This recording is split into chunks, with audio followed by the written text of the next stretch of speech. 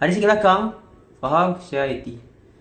Kakak buat cookies dengan cornflakes. Tapi ni untuk ni lah. Okay. Bismillahirrahmanirrahim. Kita nak rasa satu je sebab lain dah makan dah. Dia makan. Thank you so much semua. So, dah undi ke Fizik? Esok kita tahu lah result. Catatan berapa. Lepas tu kena undi lagi. Bismillah.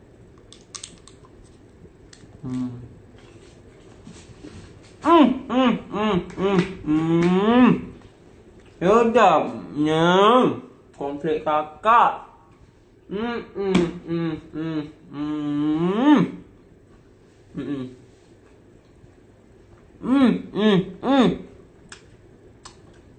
Terima kasih kepada semua yang mengundi, okey?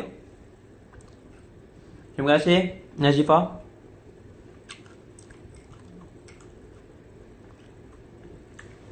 So kita tunggu ya. Lagi 8 minit baru kita start. Pukul 10 kan. So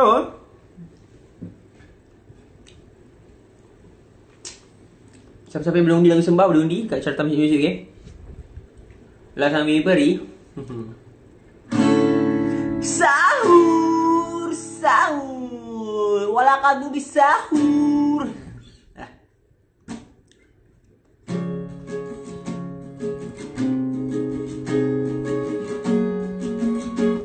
So guys, yang malam ni kita bertemankan Rose untuk cerita Nabi Sahur pula dah. Nabi Daud. Right.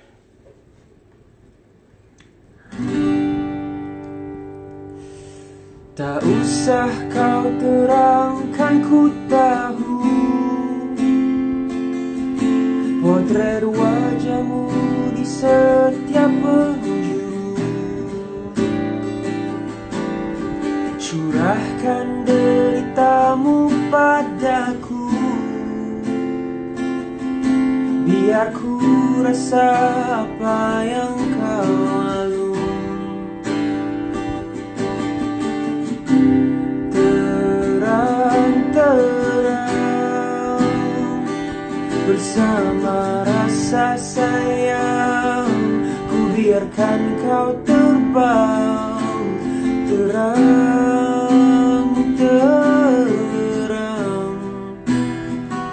sudut kecilku isi untuk senyumanmu lagi, berbaring renung kita ke bulan. Lagu yang ku tulis ku nyanyikan, lagu cinta tentang kita berdua, yang kan kita kenangi hingga tiba masa. Terang-terang bersama rasa sayang, ku biarkan kau terbang. Terang-terang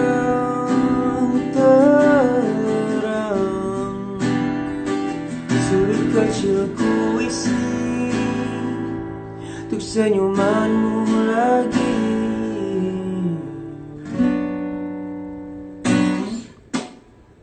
So guys, thank you so much pada yang join live kita pada malam ni. Okay, kita nak cerita pasal kisah Nabi Daud. Jam 10 kejap lagi. Standby ya. Sekarang baru pukul apa? Baru pukul 9.55. Kita ada 5 minit lagi sebelum kita start kita punya sesi pada malam ni, kisah Nabi Daud. Itu Mami. Hahaha. Bismillahirrahmanirrahim. Allahu Akbar.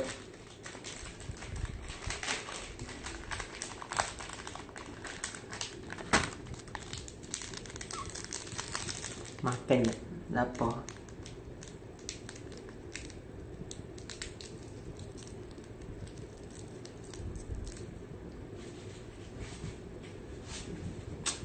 Sama lah Risha. Rindu juga nak perform live tu semua orang.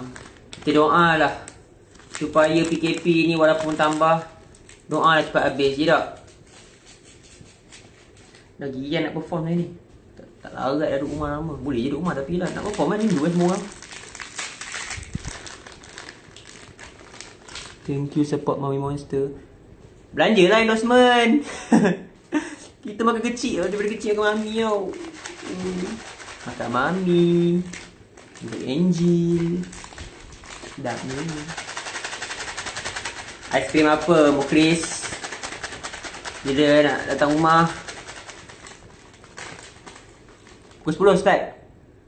Kan dah cakap dekat post tu, main pun pukul 10 every time. Bismillah. 9:57 guys. Bukan pakai baju Blackpink, saya pakai baju Rose sahaja.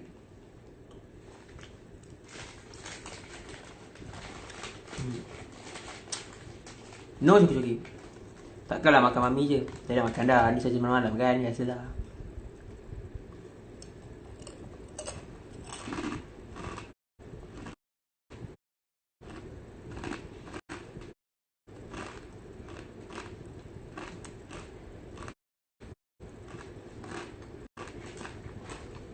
Hai. Waalaikumsalam. Waalaikumsalam semuanya. Bila nak kahwin, carikan.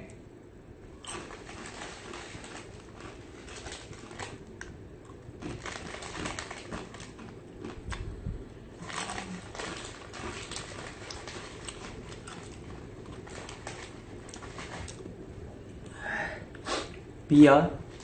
Yang suruh nyanyi lagu dia. Tuh. Saya nampak dia kat bawah kan?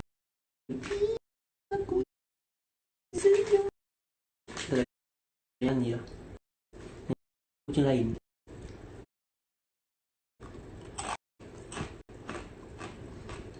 Saya umur 23.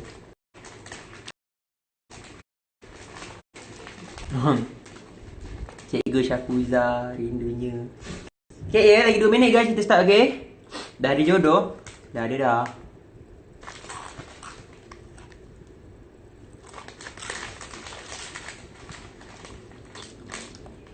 What's wrong with my ears? Bayang.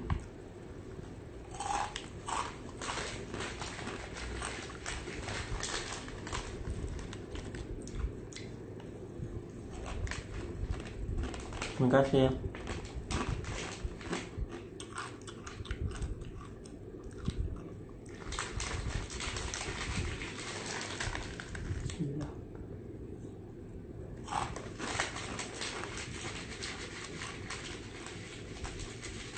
Tahun ni 23.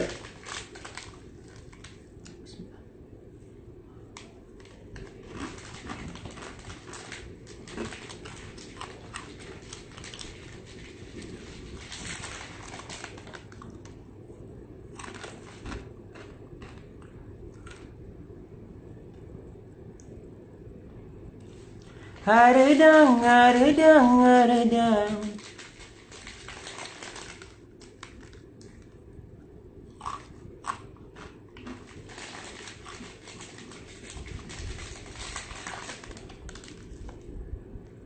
Okay guys, kita dah nak start. Pukul 10. Jom. Bismillah.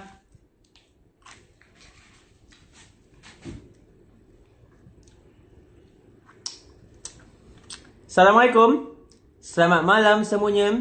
Apa khabar yang menonton live kita pada malam ini jam 10 bersama-sama untuk menyusuri kisah 25 Nabi Rasul.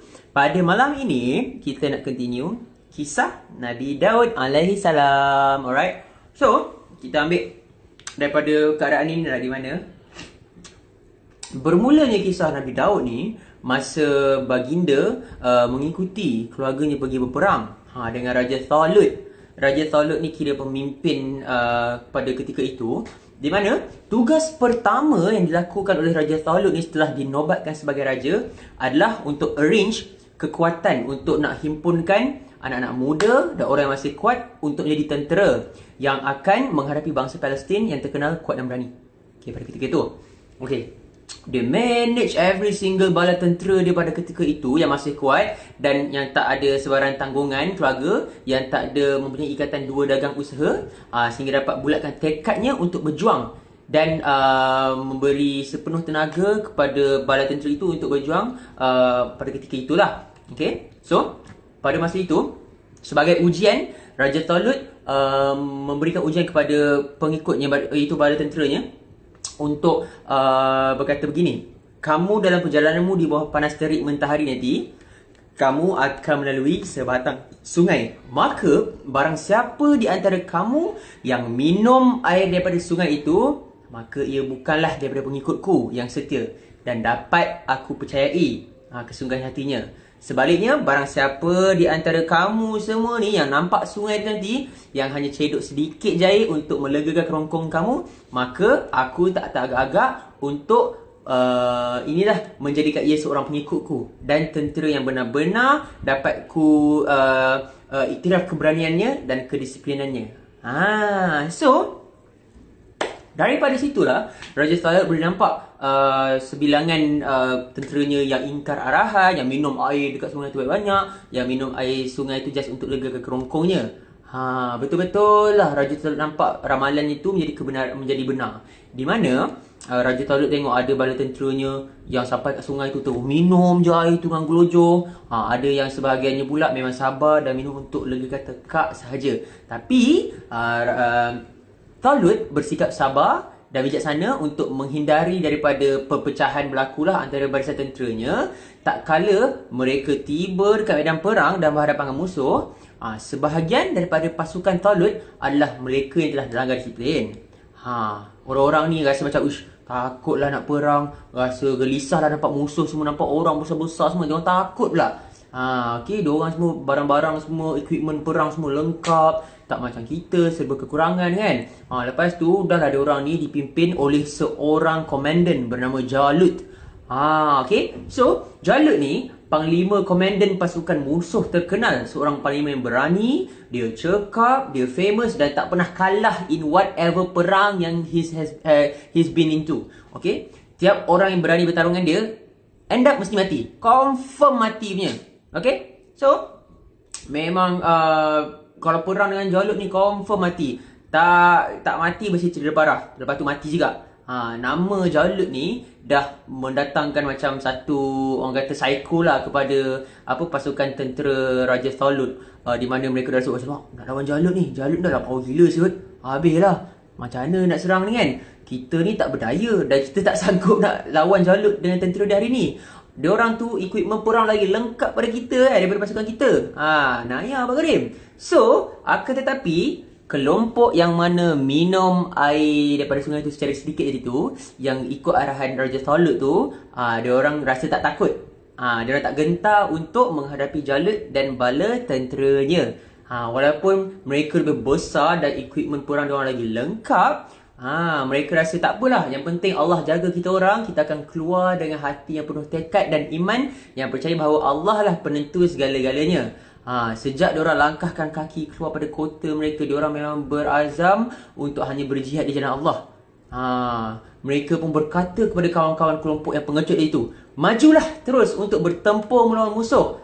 Kami tidak akan kalah sebab bilangnya sedikit atau kerana fizikal kita lemah. Kita akan menggondol kemenangan bila iman dekat dada kita tak goyah, dan kepercayaan kami akan pertolongan Allah tidak menipis. Memang Allah sentiasa bersama orang-orang beriman, orang yang sabar dan orang yang bertawakal. Okey, dengan tak menghiraukan orang-orang yang pengecut tadi tu, Raja Talut terus maju ke depan bersama pasukannya yang setia, bertawakal pada Allah untuk memohon pertolongan perlindungan hamba dia. Okey, so kedua-dua pasukan tadi, pasukan musuh dengan pasukan Raja Talut ni keluar untuk menghadap satu sama lain. Lalu panglima besar yang bernama Jalut tu berteriak sekuat-kuatnya, kata macam, Talut kan, aku dah sampai sini apa semua, jom one by one kau punya orang dengan aku punya budak. Sampai cantik sekali. Dia mengejek, dia ajak Raja Talut punya bala tentera untuk bertarung seorang lawan seorang. Berulang-ulang lah Jalut asyik cakap benda sama, suruh lai keluar, lai cepat, aku nak kasi sangat ni semua kan. So tak ada seorang pun daripada tentera Raja Talut yang berani nak keluar. Semua macam, lama takut pula kan. Kata-kata dan ejekan dan hinaan dilontarkan oleh Jalut kepada bala tentera Raja Talut. pasukan Bani Israel yang sedang dicekam oleh rasa takut. Bimbang Jalut ni akan bunuh diorang seorang perseorang.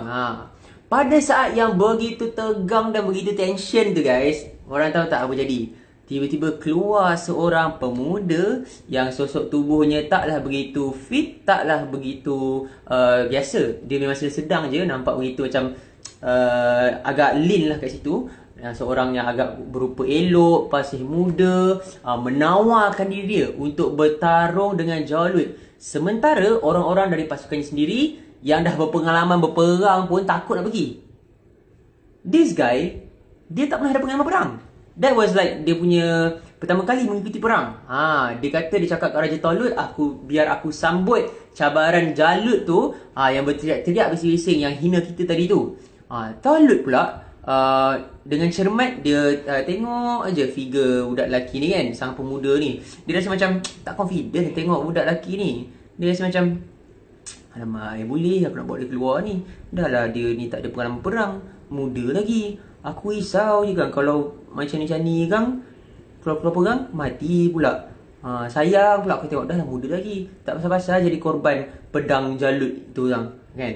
So sang pemuda itu dia dah faham dah, dia rasa dia nampak Raja Talut macam tak confident dekat dia. Lalu pemuda ini pun berkata kepada Raja Talut, dia kata, janganlah engkau terpengaruh atas sebab kau tengok aku ni muda, sebab aku ni fizikal aku yang macam biasa-biasa, engkau ragu untuk melepaskan aku untuk melawan Jalut. Sebab yang menentukan pertarungan dan kemenangan hanyalah Allah SWT. Bukannya pada kekuatan fizikal dan kebesaran badan semata-mata. Adalah lebih pada itu. Yang penting keteguhan hati dan ketulinan jiwa untuk bertempur dengan iman dan kepercayaan pada Allah SWT. Itu yang menentukan hidup seseorang, wahai tuanku. Dia kata, okay. So daripada situ, mendengar kata-kata penuh semangat dan ikhlas tu, Raja Talut pun membenarkanlah pemuda yang berkemahuan tinggi untuk bertarung dengan Jalut ni. Ia percaya kepada diri dia untuk melaksanakan task dengan diiringi doa semoga Allah lindungi dia dan kurniakan kemenangan kepada pasukan dia.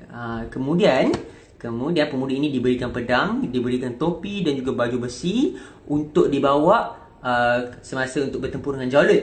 Tapi pemuda ini menolak pakaian tu semua, segala equipment, segala pedang besi semua ditolak. Dia hanya bawa sebuah tongkat dengan beberapa batu kerikil dan sebuah bandul. Bandul ni untuk macam ni tau, bandul kira macam elastik lah, di mana akan letak batu tu akan baling. Macam tu je. Dia minta tu je, dia minta tongkat, dia minta batu, dia minta bandul. Dia bawa, okay. So daripada situ Raja Talut pun lagi macam pelik. Dia kata macam mana kau nak lawan dengan Jalut ni? Takkan kau nak pakai benda lah ni je? Kau ingat ni perang biasa-biasa ke apa? Okay, so daripada situ pemuda tu jawab, yang penting Tuhan dah sedang melindungi aku, dan taring singa dan kuku beruang akan melindungi aku pula daripada pedang si Jalut itu. Lalu dengan berbekalkan senjata yang sangat-sangat sederhana tu, dia pun keluarlah ke tengah-tengah barisan Bani Israel menuju ke gelanggang, okay, untuk berjumpa dengan Jalut. Masa tu Jalut punyalah bahan pemuda ni, dia macam nari-nari je, budak ni lawan aku apa semua kan. And this is the part bila semua ketahui yang pemuda yang bawa barang biasa-biasa nak menentang Jalut tu merupakan Nabi Daud. Ketika itu masih muda lagi. Baginda masih muda dan tak pernah ada pengalaman perang. Dia hanya berbekalkan bandul tu, batu dengan tongkat je, dan juga iman kepada Allah SWT untuk menentang Jalut. Okay. So bila Jalut nampak this one little fella datang dekat tengah-tengah gelanggang nak bertanding dengan dia tu, tak bersenjata, tak bawa pedang, tak bawa panah, tak pula pakai topi, tak pakai baju perisai. Lepas tu memang apa tau, berdekah gila. Jalut cakap macam, apa benda kau ni Mat? Kau nak lawan aku? Kau nak lawan aku, kau tak pakai topi, kau tak pakai baju, kau tak bawa pedang, kau tak bawa parang, kau dah gila ke? Apa benda kau tuan kau hantar kat aku ni? Aku rasa kau ni dah bosan hidup ni kan, kau nak mati cepat. Padahal kau ni muda lagi, tak pernah rasa asam garam kehidupan. Tak apalah, melah kat sini, biar aku habiskan nyawa kau cepat-cepat. Nanti bangkai mayat kau tu aku bagi burung makan, aku bagi haiwan kat darat makan. Macam tu dia hina Nabi Daud, Jalut ni. Waka betul. So pemuda ini, iaitu Nabi Daud, menjawab, engkau boleh bangga dengan kau punya topi, dengan baju perisai kau, Kau boleh rasa kuat dengan pedang, dengan panah kau. Tapi engkau kena ingat, aku datang ke sini dengan nama Allah, iaitu Tuhan Bani Israel yang telah lama engkau hina, engkau jajah dan engkau tundukkan. Engkau kejap lagi akan mengetahui pedang dan panah ke yang akan mengakhiri hayat aku, ataupun kehendak Allah SWT yang akan meragut nyawa engkau dan akan bawa aku pergi masuk Jahannam. Okay? Lalu Jalut pun melangkah maju. Sebelum ia sempat mendekati pemuda itu, Nabi Daud terus keluarkan batu daripada poket baginda, melemparkan dengan bandul dekat tepat kena kepala Jalut tadi yang seketika itu, dan mengalirkan darah yang deras hingga menutup kedua matanya. Pisang berada tu kan. So, daripada situ Nabi Daud tak henti-henti peluang, ambil je terus batu, baling lagi, baling. Sampailah Jalut terciduk dan terjatuhlah bersembam tertiarap ke atas bumi, menghembuskan nafas terakhir dia. Macam tu sekali. So, daripada situlah melihat jadinya kejadian sungguh luar biasa, which is seorang yang begitu seorang yang begitu muda dan mentah dalam pengalaman perang boleh mengalahkan komandan yang begitu digeruni pada saat itu. Okay. So, pada situ bergemuruhlah suara teriakan gembira dan sorak-sorak daripada pasukan Bani Israel sebab nak menyambut kemenangan pemuda yang gagah perkasa itu ke atas Jalut yang begitu bongkak. Dan dengan matinya Jalut, maka hilanglah semangat tempur pasukan-pasukannya dan undurlah mereka kembali lari tunggal langgang sampai tak ampun oleh pasukan Talut sekalipun. Jadi memang kisah ini diceritakan dalam Al-Quran di mana Nabi Daud mengalahkan Jalut. Okay. So, apabila dah masuk mereka kembali ke kota dan sebagainya, lalu Raja Talut ni merasakan macam Nabi Daud ni seorang yang bagus, seorang yang begitu berani dan sebagainya. Lalu Raja Talut mengerahkan supaya dikahwinkanlah Nabi Daud bersama dengan anak Raja Talut. Berbesanlah mereka. Lalu Nabi Daud pun berkahwin dengan anak Raja Talut yang bernama Mikhaila. Tak silap saya, namanya Mikhaila kan di situ. Mikial. Lalu Mikial iaitu anak Raja Talut pun berkahwin dengan Nabi Daud dan mereka hidup begitu aman damai. Sebab apa? Masa Raja Talut kata nak ajak pergi perang tu, baginda raja telah memerintahkan, kata siapa-siapa yang dapat mengalahkan tentera Jalut akan kahwin dengan puteri aku.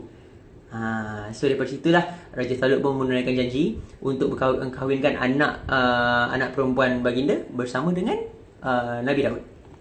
So Nabi Daud menjalankan tugas dengan baik dan sebagainya. Lalu Nabi Daud diangkat pula oleh Raja Talut sebagai penasihat dan orang kepercayaannya. Sampai cantik sekali. Diiktiraf oleh Raja Talut. Raja Talut jadikan Nabi Daud sebagai PA. Kira macam itulah pada zaman itu kan. So, seluruh rakyat Bani Israel melihatnya sebagai pahlawan bangsa yang telah berhasil mengangkat keturunan serta darjat Bani Israel di mata bangsa-bangsa sekelilingnya. Okay. Tapi suasana happy ni, suasana riang gembira antara anak menantu dan juga mertua ni tak kekal lama. Makin lama Nabi Daud merasakan macam ayah mertuanya ni, iaitu Raja Talut, makin lama makin renggang, makin lama makin macam menjauhkan diri, makin lama cakap pun macam dah tak friendly dengan Nabi Daud. Nabi Daud macam fikir tak, apa salah aku selama ni kan? Aku tolong dia tabik negara salah ke? Aku ada cakap benda yang aku ni macam hilang kepercayaan dia ke? Persoalan tu begitu banyak dalam kepala Nabi Daud tentang ayah